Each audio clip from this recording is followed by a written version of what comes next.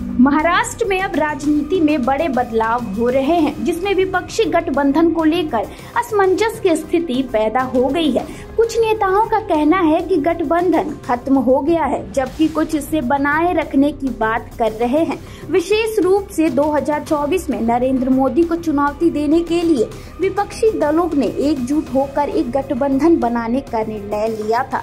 इस गठबंधन में कांग्रेस का नेतृत्व था और इसमें तृणमूल कांग्रेस, आम आदमी पार्टी, समाजवादी पार्टी जैसे क्षेत्रीय दल शामिल थे।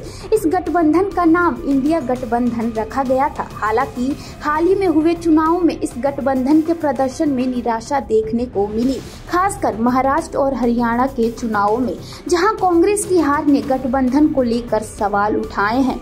महाराष्ट्र में गठबंधन के टूटने की चर्चा तेज हो गई है। प्रमुख विपक्षी नेता जैसे संजय राउत, तेजस्वी यादव और उमर अब्दुल्ला ने बयान दिए हैं कि गठबंधन को लोकसभा चुनाव तक ही सीमित करना चाहिए और अब इसे खत्म कर देना चाहिए। संजय राउत ने तो यह भी कह दिया कि महाविकास अघाड़ी का गठबंधन, जिसे कांग्रेस, शिवसेना और एनसीपी ने मिलकर बनाया था, सिर्फ विधानसभा चुनाव तक था।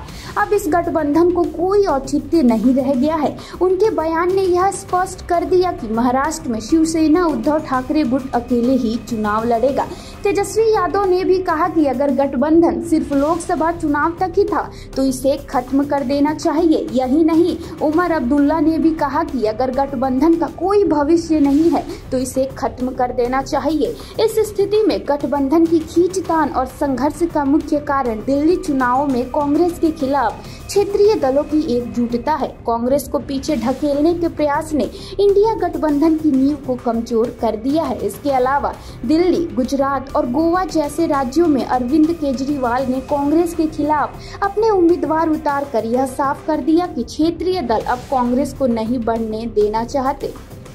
इन सब घटनाओं के बीच यह साफ हो गया है कि इंडिया गठबंधन अब कोई प्रभावी गठबंधन नहीं रह गया है। संजय राउत, उमर अब्दुल्ला और तेजस्वी यादव के बयान इसके प्रमुख उदाहरण हैं। इन नेताओं के बयान से यह भी साबित होता है कि विपक्षी दल अब अपनी अपनी राह पर चलने की योजना बना रहे हैं। हालांकि कांग्रेस के समर्थन में कुछ क्षेत्रीय दल अभी भी खड़े हैं, लेकिन उनके लिए अब इस गठबंधन को बचाना मुश्किल होता जा रहा है। अब यह देखना होगा कि आने वाले दिनों में विपक्षी दलों की राजनीति किस दिशा में जाती है, खासकर लोकसभा चुनाव 2024 के दृष्टिकोण से। इस खबर पर क्या है आपकी राय, हमें कमेंट करके जरूर बताएं।